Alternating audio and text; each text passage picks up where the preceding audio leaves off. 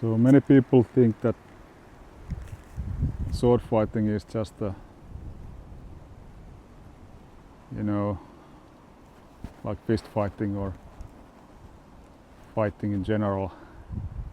It only teaches you this. But in my experience, it's a lot more.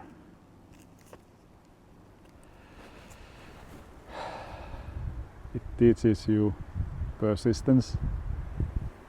You see, without practicing a lot,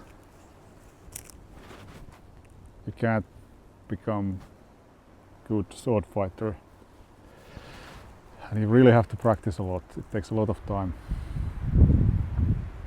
And it's sometimes difficult to do it because of that time commitment. On top of that, you will be failing a lot because you're trying to learn new things, and then some people, they don't want to learn new things. They do what they do. Maybe they have originally learned some techniques for this, but then they stop learning new stuff. And at that point I would say that their art is dead. It's no longer living. It has stopped moving, stopped evolving. It's dead. But if you take it the other way around, that once you have learned something and then you keep adding things slowly, that will keep the interest up, at least for me. And everything feels fresh again, because there is always something new to learn. There's always some things to practice. And the more you learn, the more difficult it becomes, because you start learning the easy techniques, easy things, but then later, once you know how to do those, then surely you can start to pick up more difficult stuff. And it's not only about the technical understanding how to do the techniques and execute the tactics, but also you have to improve your physique. And if you're older, it becomes a real challenge, because if you go overboard, then it's quite easy to get injured.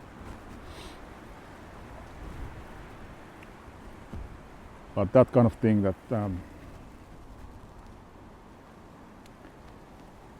this teaches you a lot. And what you learn, because you're learning how to learn, you can apply in other areas of life as well, even your work, other hobbies, just around your house, with your friends. It's this lifelong learning what we are after. Sometimes it becomes too much, then you take a break. So for sure you can take a break and take weeks off from practicing until you feel like, okay, I'm coming back again. It's totally fine. Take a holiday from this. I've done it many times. It also teaches you honesty, because you can think whatever you wish about yourself, that you are the best sword fighter in the world and nobody can beat you, right up until you go to your first tournament. Then the reality check hits. And sometimes that's so rough for new people that they quit. They can't take it.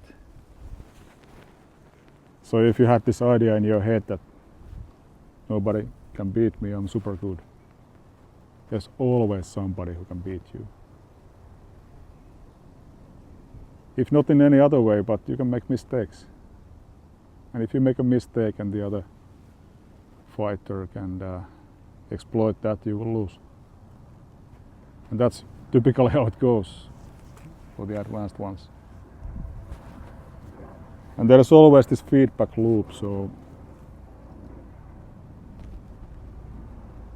whatever you do, the feedback can be quite immediate. Your opponent is not going to give you much mercy.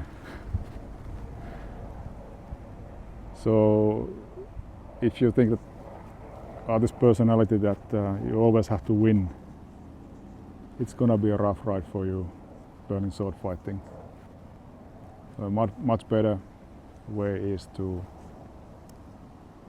keep learning, keep the learning attitude, and not worry so much about winning. And of course, sword fighting will change you in the most simplistic ways. You start to see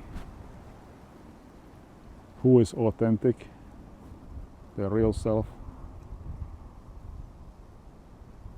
who has a mask on. I'm not meaning fencing mask here. And who will speak from the heart. Because when we are using these things, these are expression of yourself. How you use a sword tells a lot about you. Are you hasty? Do you panic?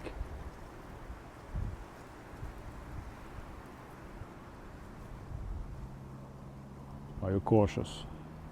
Are you afraid? This will tell once you get into a fight. It will show your character, the good and the bad. So there is one thing that maybe is the indicator that you are on the right track, in my opinion, of course. If you're having fun, and if your fighting friends are having fun when they are fighting you.